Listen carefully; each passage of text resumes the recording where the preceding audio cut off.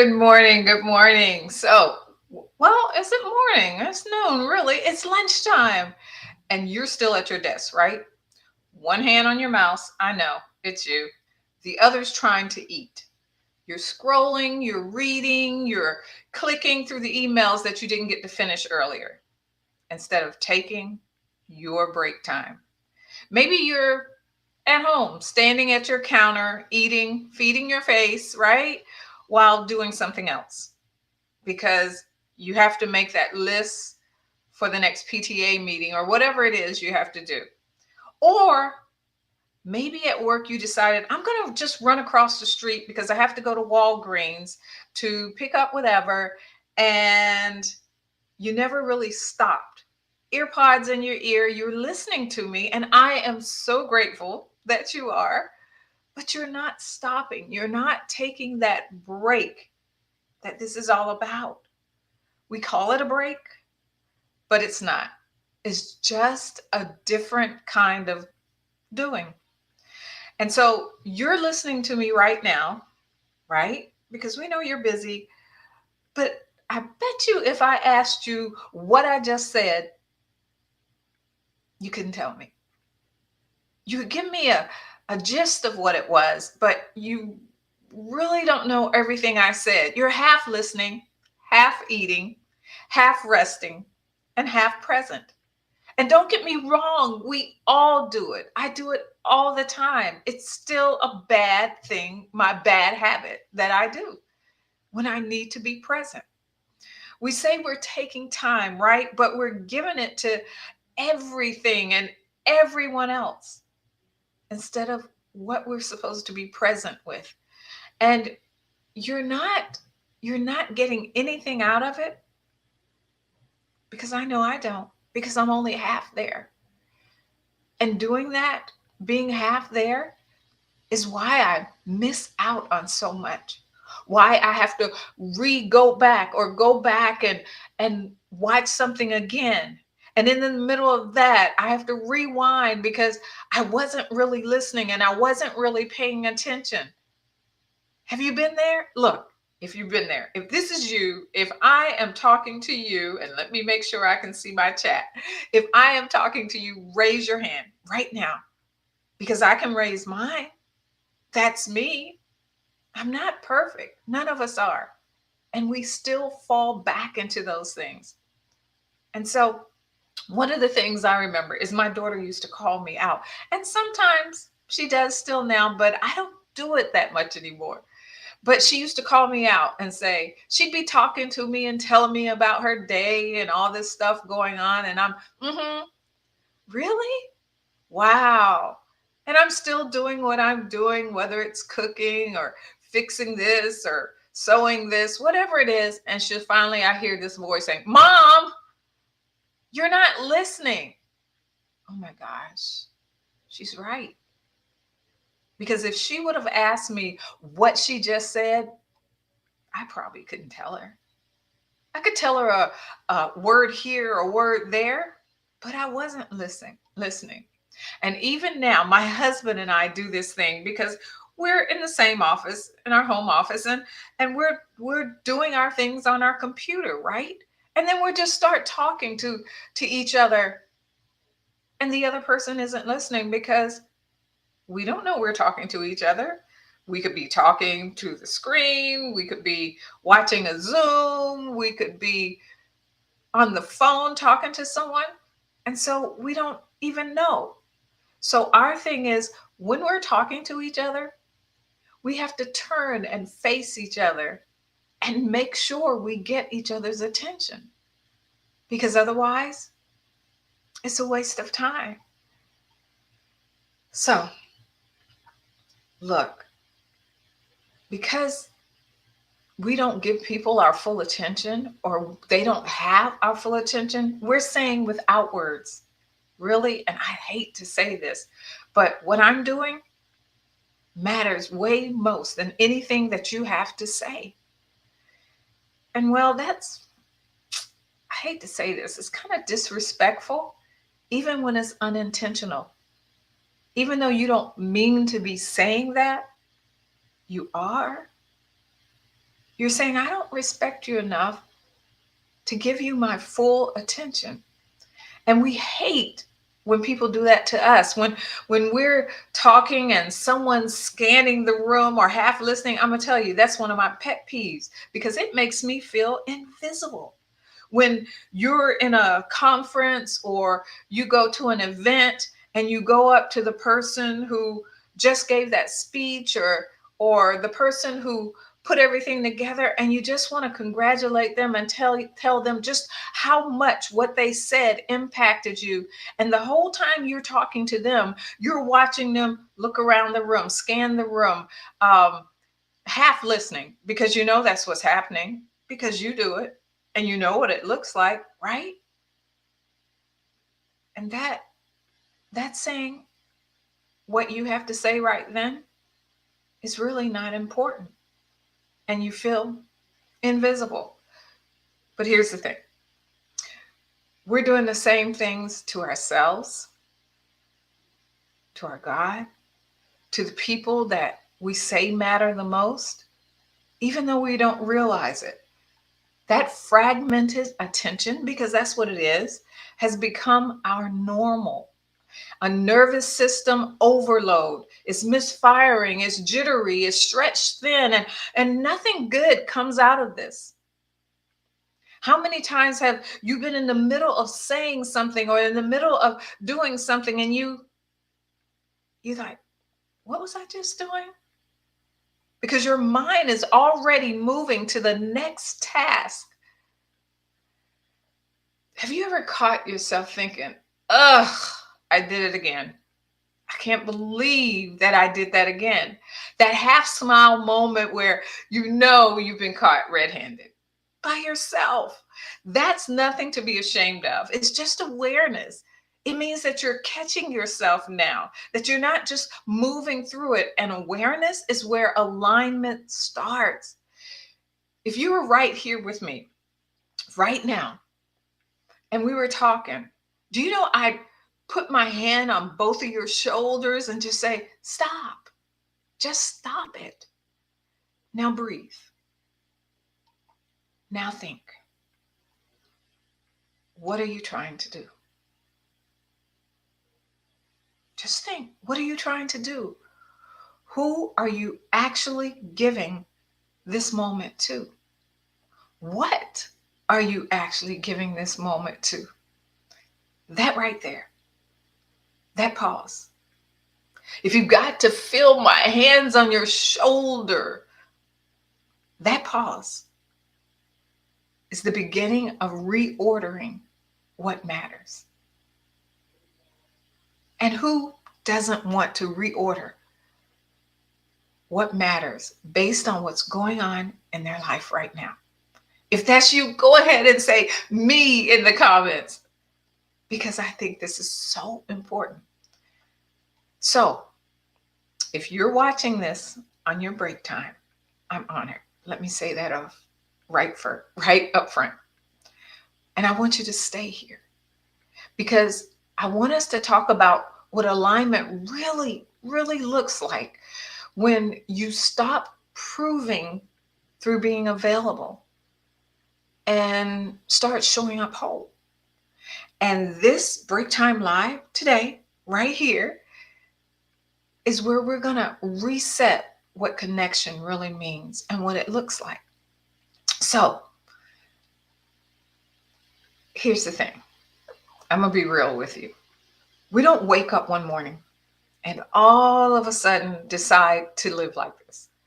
We didn't get in this frenzied, scattered, fragmented way of living just by accident. And being available became our default because it was expected. It was trained into us. I remember saying this before. We were praised for helping, for stepping in, for being dependable. And we learned fast that dependability equals value. Society taught us that what a good woman looks like is helpful, self sacrificing, available. Is that you? At work, we got promoted by doing more than our share. At home, we were applauded for holding it all together because I can depend on you, right? We'd even hear, I love you for being there for me, right? And that's great. I'm not saying it's a bad thing, but too much of anything can go haywire. It wasn't called conditioning back then, and maybe even not now. It was called character. You have such great character. We equate worth with what we give, just like we judge the value of clothes on how they look on us, not how it looks on the hanger. Are we going to keep it? We decide whether we're going to keep that piece of clothing when we go through our clothes every season by when we put it on and we look at how it looks on us. And if we gained or lost a few pounds and it doesn't sit right, the value of that piece of clothing has gone away. And that's how they look on us, as a tool by how well we work in their lives. That mindset runs deep. If I'm needed, I'm worthy, because we've bought into it. We don't even question it because it feels so normal. But normal isn't the same as healthy.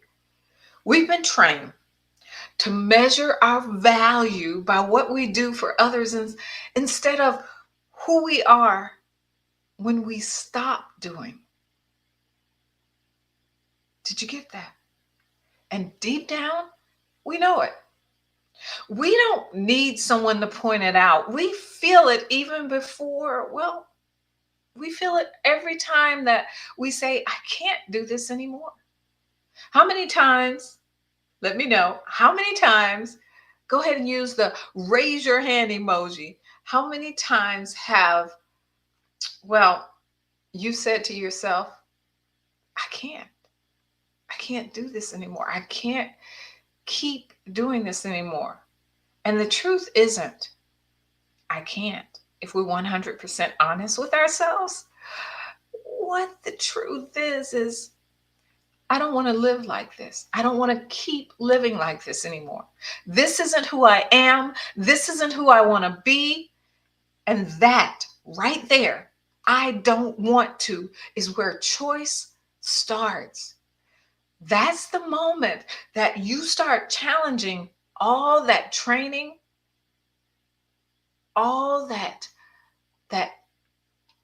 what do you call it? All that stuff that you bought into before. And deep down, you know this. So it doesn't flip overnight. We didn't learn, we didn't get conditioned to do this overnight. It's been years and years and years. And so we wrestle with it. Every time that we come to this situation, that we have to deal with this situation, we do wrestle with it. We wrestle with the fact of saying, I can't, or I don't want to do this anymore. So, what I want you to do is just set a small boundary to test the waters.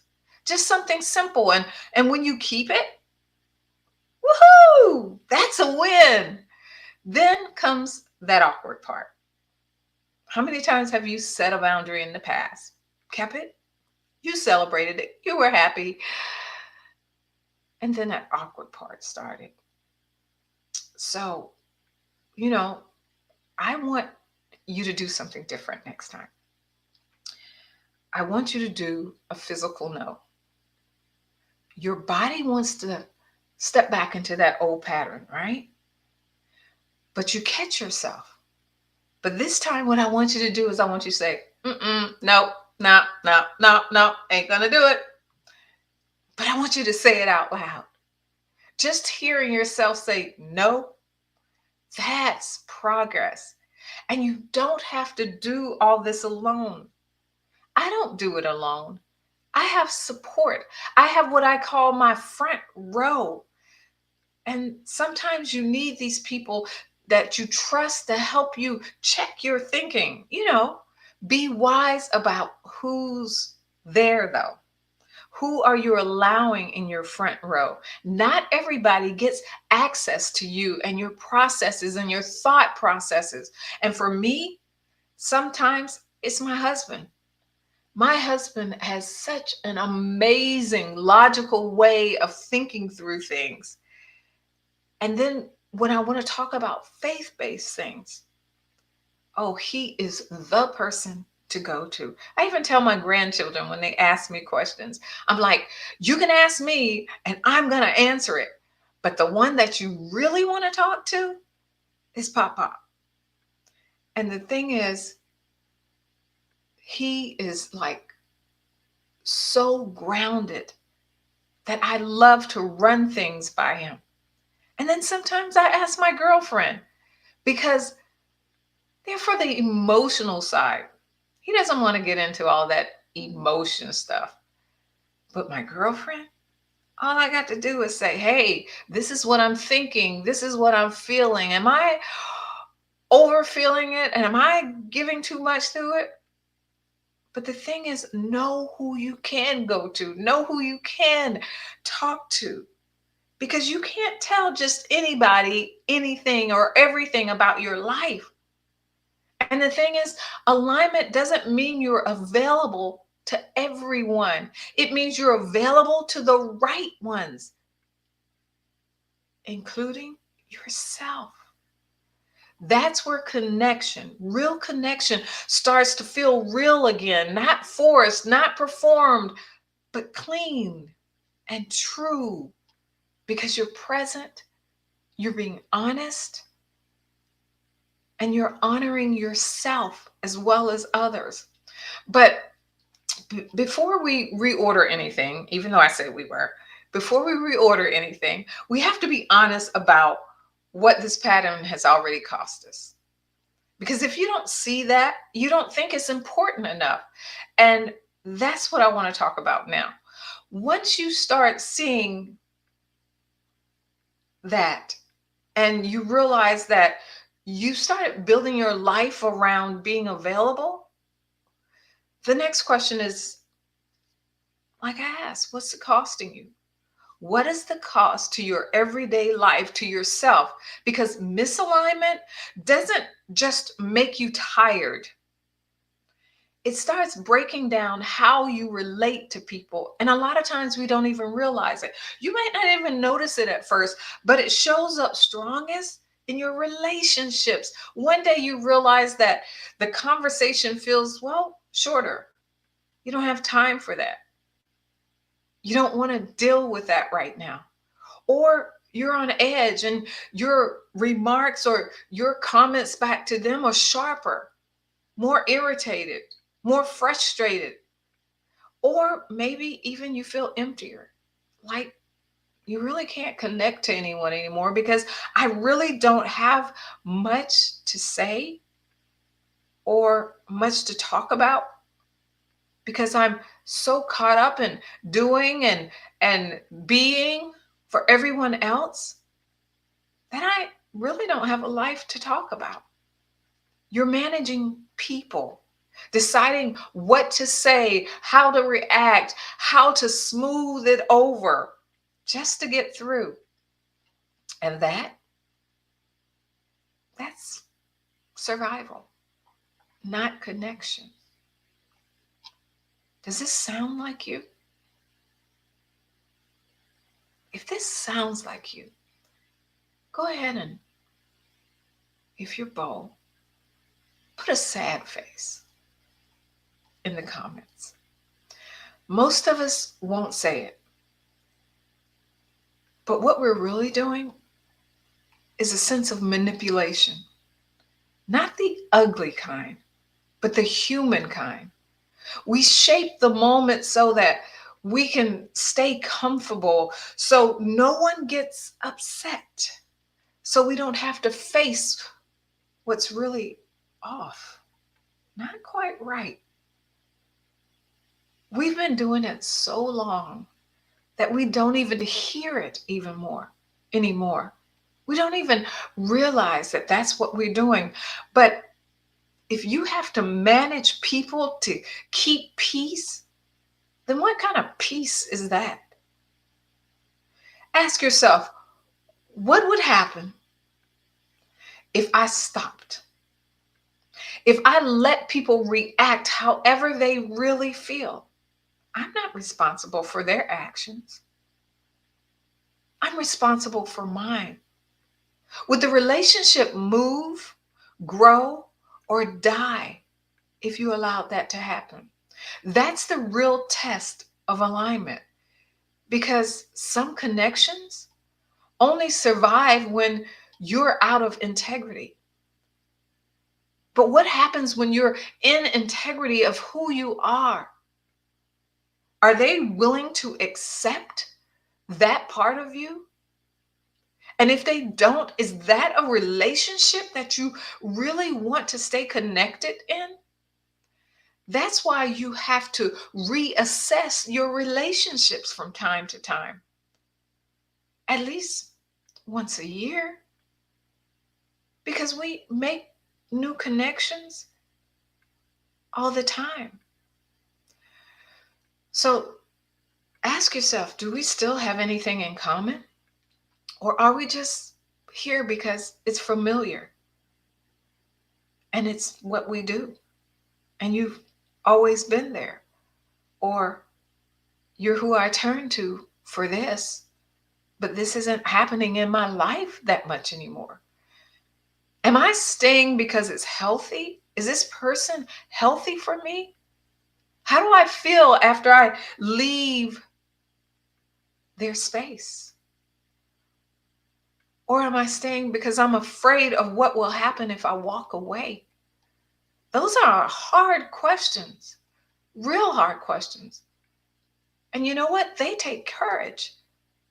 But if nothing else, I know you have courage. The most integral thing that you can do is to be honest with yourself first. Most of us can't handle pure honesty. We fight it when someone calls us out. Ouch, that hurts. Integrity is what you do when nothing's required and when no one's looking.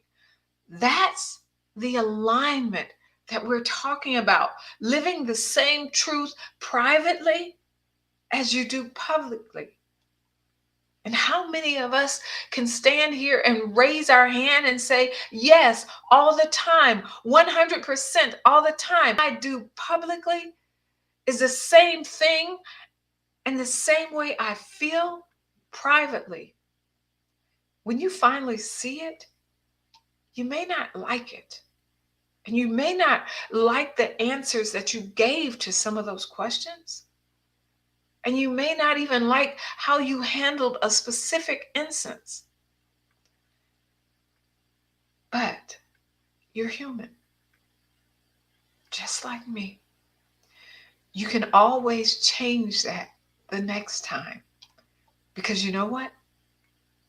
That's growth. And growth, that's where the quiet, amazing power comes in. You start to feel this sense of pride, not because everything's fixed. That's not your job. But because you can see the change in you and yourself changing, becoming more of who you know you are or who you're striving to become. And that's when you realize that alignment isn't just about you. No, it's actually something that you can pass on to your family, to those who are around you, to those that get to know you. You've become someone who moves through the world differently. That's who you become. And the people around you feel it. I can think of particular women that are in my circle right now that I see the difference in how they're moving now because they're walking in the alignment of who they are privately and publicly. And it has made a phenomenal shift in the way they move and interact and connect with others.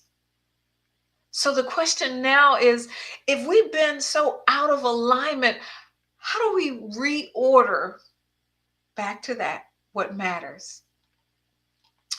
Once you start seeing what misalignment looks like and what it's been costing you, the next step is to reorder those things that matter. And this is where things start to settle and you start becoming more of what I've just shared with you that I've seen in others. Not because everything slows down, but because nothing feels forced anymore.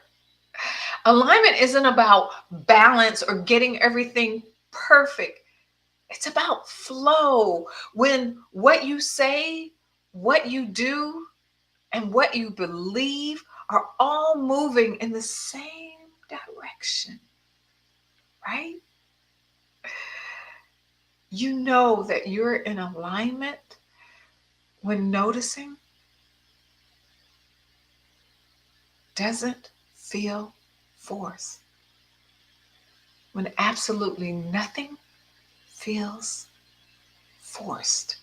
You're not making it happen. You're not fixing it. You're not pushing life uphill anymore. You're operating with the intention instead of reaction.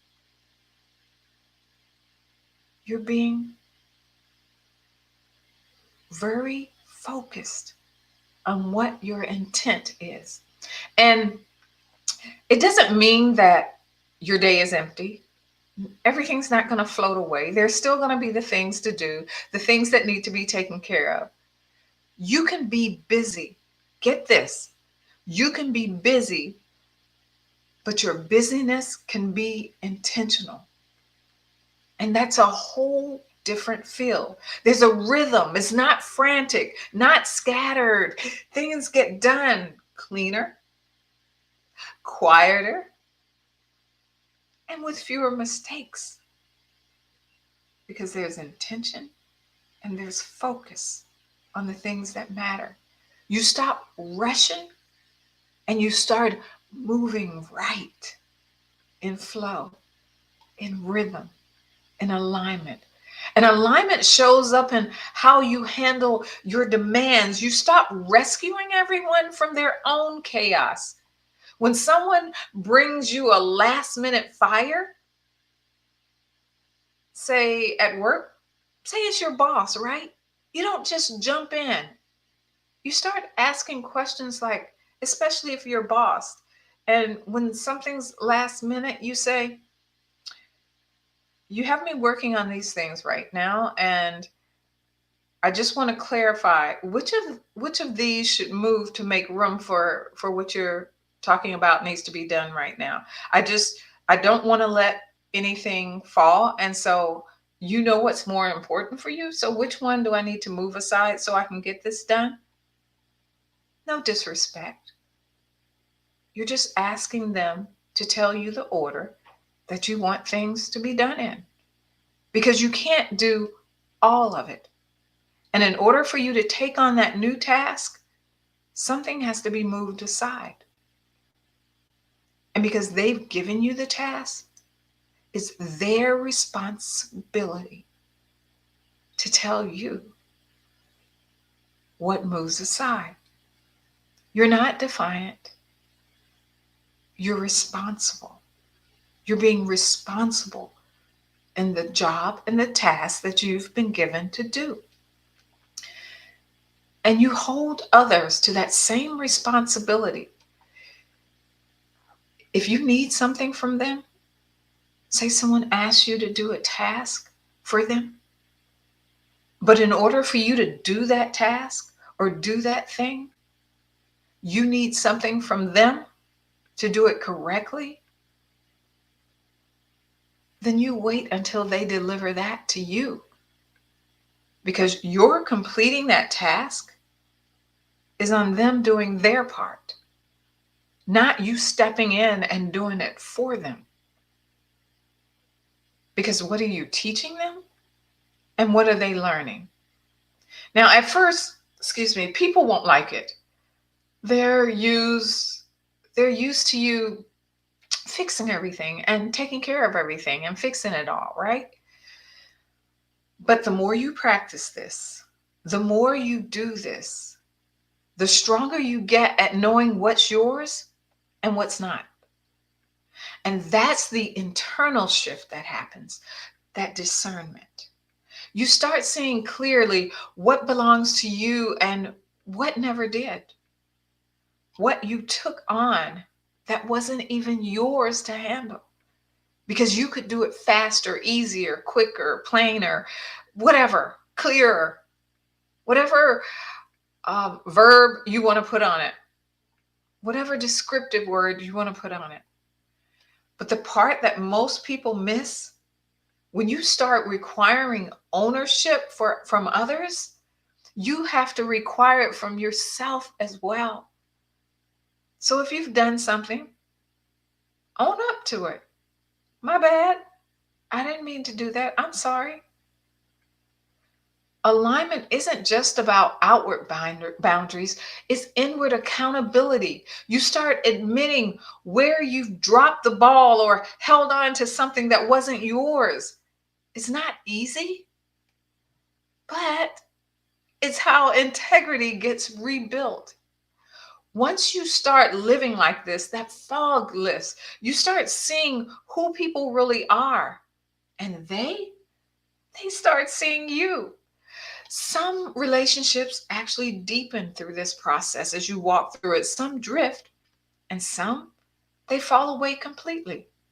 And you know what? That's okay. Your circle begins to match your truth. You're surrounded by the people who are best for you and who you're best for. Wouldn't that be an amazing room to show up in? Hey, if that's the type of room that you want to show up in, go ahead and tell me. And when that happens, you'll know it. Because what it feels like is home, not a place, not a state, settled, steady, chosen. You finally recognize yourself in all of this again. So now that we've named what alignment looks like, right? Let's put in into something that you can actually practice, and not a theory, but something that you can use today. So I call this real life boundary test. And I want you to pick something low risk, no drama, no high stakes, something simple. Take the trash out, whatever. It could be a work request. It could be, can you send me an email to tell me what we talked about or what you just told me so that I have something to reflect back on? Or a household chore, like I said, the trash, or a friend who expects a instant reply every time they reply to you and you don't reply. You reply when you can get to it. You don't stop whatever you were in the middle of and do it. You say, I'll get them on my next break.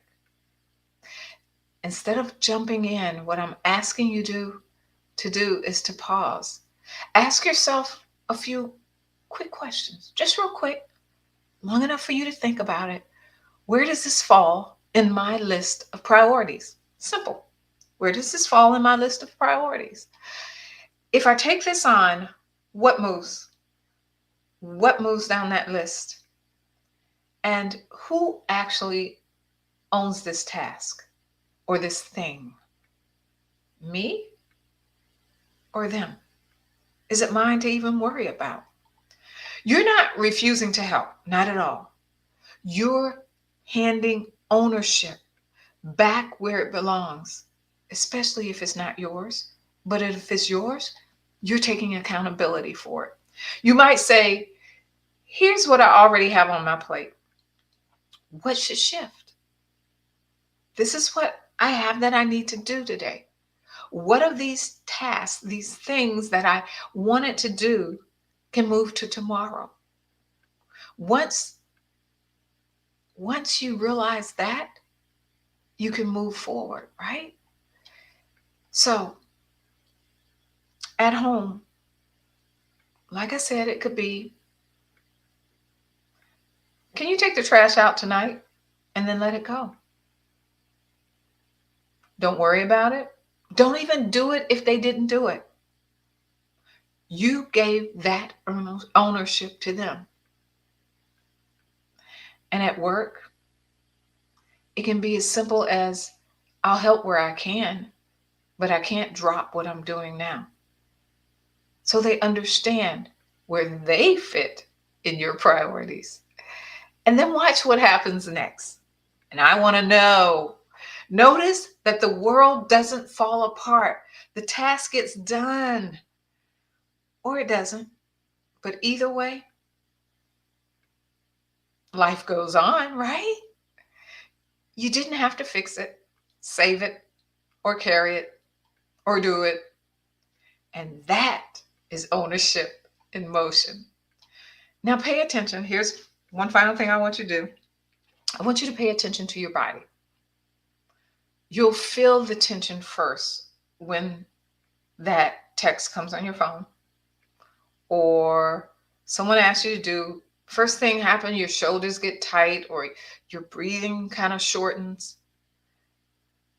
But when you answer with that boundary and nothing explodes, notice that release in your body. It's like, oh, hmm. The shoulders drop, the breath evens out. It's that sense of relief. That's alignment speaking through your body and connecting with your nervous system. I want you to get familiar with that feeling. And I'm sure, like me, as I talked through it, you felt it. That is your new compass. That's what you're looking for. And ask yourself, what else could I do this with? What other small yeses can I turn into thoughtful pauses? Each time you do that, that relief becomes easier to find. Letting go is the most powerful action that you can take towards your alignment, because every time you release what isn't yours, you have the ability to reclaim what is. So if alignment is found in release, how do we carry that forward into our everyday living? How do we make sure it shows up so that it doesn't fade once this break time live ends? Now that you know what it feels like, here's what we can do.